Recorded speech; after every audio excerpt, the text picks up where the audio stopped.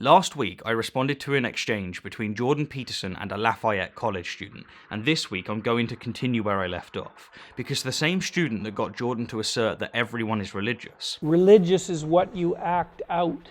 Also got him to assert that the likes of Harris and Dawkins haven't addressed the religious fundamental thinkers. He doesn't address the fundamental thinkers. This is Atheists Haven't Addressed the Heavy Hitters, Debunked.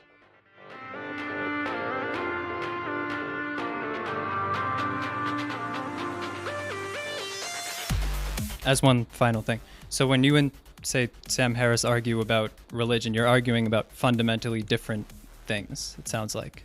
His conception of what is religious is very different from yours. Yeah, well, he tends to think of religious thought the same way that a smart 13-year-old atheist thinks about a fundamentalist Christian. It's like, yeah, okay, you're just not getting to the heart of the matter. You know, and I just finished reading all of Sam's books in the last couple of weeks. And as far as I'm concerned, he doesn't ever get to the bottom of the issue. He doesn't address the fundamental thinkers. There are some profound thinkers. Dostoevsky's one, Tolstoy, Nietzsche, Jung. It's like they're completely absent from, and the same with Dawkins. It's completely absent. All that conceptualization is completely absent from their corpus of works. They don't even have an understanding for the psychological utility of religion. And it's a big problem. You know, you don't get to be an atheist when the people you attack are like naive fundamentalists. Actually, you do. If you're not convinced that a God exists, then you're an atheist, and this is true whether you've addressed all of the heavy hitters or none whatsoever. That is, unless Jordan's redefining the word atheist. What, in your view, would a genuine atheist be like? He'd be like Raskolnikov in Crime and Punishment. Raskolnikov built himself up to the murder in part by laying out the rational case, but also by saying, well, there's no God. There's no metaphysical reason that's stopping me from committing this act. And just like that, I have another video to make. So before I address Jordan's assertion, here's how he put it in greater detail to Matt Dillahunty. Well, it's a complicated problem. And I don't think that we take it with due seriousness. I specifically don't think that the celebrity atheist types, who I actually have a fair bit of respect for, by the way, take it with due seriousness. So I don't think that they take it with due seriousness from a biological perspective or a phenomenological perspective or a literary perspective or a metaphoric perspective. That'll do for starters. Okay, so one of the issues that I have, and you can respond to this, is that the let's say the celebrity atheist types, because I actually like that phrase, they don't seem to me to be contending with the real issues. They seem to be going. What are the real issues? Dostoevsky, he's a real issue. Tolstoy, he's a real issue. Carl Jung, 20 books and maybe 15 seminars, he's a real issue. Mircea Eliade.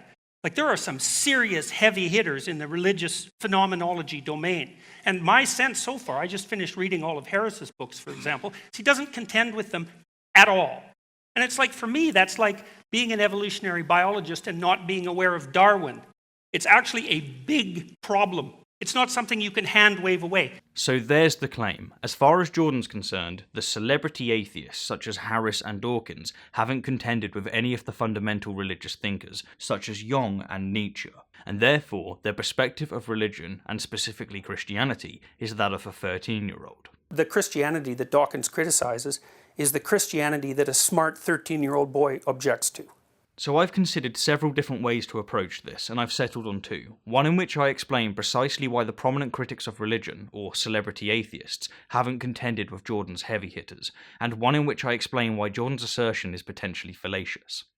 So, to begin, have you ever heard, from anyone other than Jordan, of Saint Dostoevsky's crime and punishment argument for God? No? What about Reverend Young's archetypal proof of the existence of God? Of course, the religious titles are irrelevant, and I've only included them for the purpose of rhetoric, but my point is that throughout history, and indeed still today, the most prominent heavy hitters and arguments favoured by theists have been, and still are, the likes of Aristotle and his unmoved mover, Thomas Aquinas and his 5 ways, Anselm of Canterbury and his ontological argument, Al-Ghazali and his Kalam cosmological argument, William Paley and his watchmaker analogy, Blaise Pascal and his wager, and Immanuel Kant and his transcendental argument. And that is why the critics of religion haven't contended with Jordan's fundamental thinkers. It's because they're not the fundamental thinkers. If theists heralded Archbishop Nietzsche's God is dead argument as proof that their God exists, and used it to claim jurisdiction over the experience of others, then Jordan would have a point. But they don't, and so he doesn't. The vast majority, and I really do mean the vast majority of Christians, let alone theists, do not believe in Jordan's God, and thus do not share his religious views. Nor, most relevantly, do they venerate the same thinkers.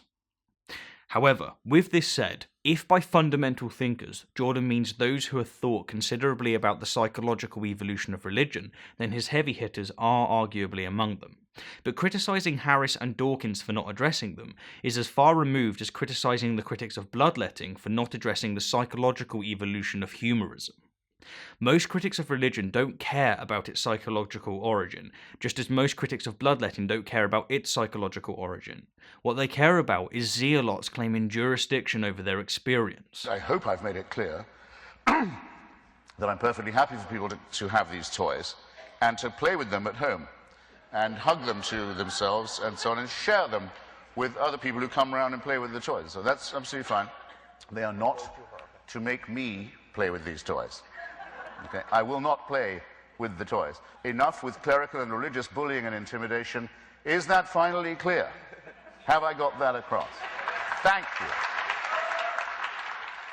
So to reiterate, critics of religion have confronted and utterly destroyed the religious heavy hitters, but they haven't sufficiently confronted the psychological evolution of religion because the religious are not oppressing homosexuals, repressing women, or flying planes into buildings because of their conviction in Jung and Dostoevsky.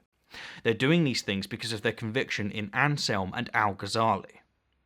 Though, with this said, due precisely to Jordan bringing his interpretation of these thinkers into the spotlight, many critics of religion have, and are right now, contending with them. Sam Harris, for example, has personally told Jordan what issues he has with Jordan's interpretation of Jungian archetypes. I will grant you that there are means that would amount to a kind of internal costume party. But again, the crucial bit is that in doing that, I'm not making claims to knowledge about the ethereal existence of archetypes. There's no, Akashic record or collective unconscious. I'm not making claims of that kind at all in order to find this way of thinking useful. Anyhow, moving on, the fallacy that Jordan's committing is the no true Scotsman, which is otherwise known as the appeal to purity fallacy.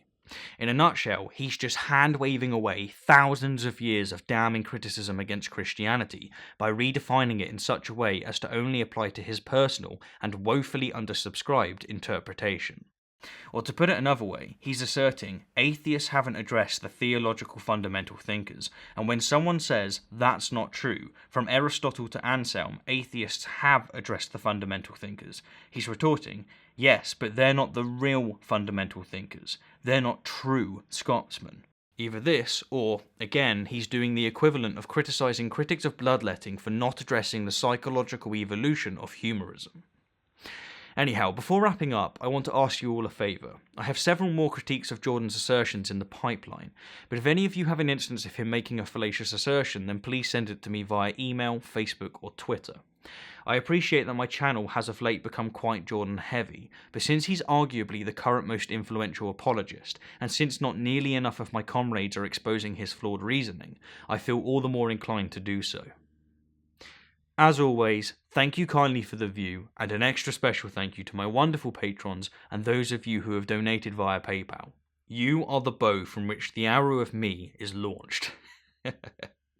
But seriously, I couldn't do this without you. Thank you. Until next time, my fellow apes. Until next time.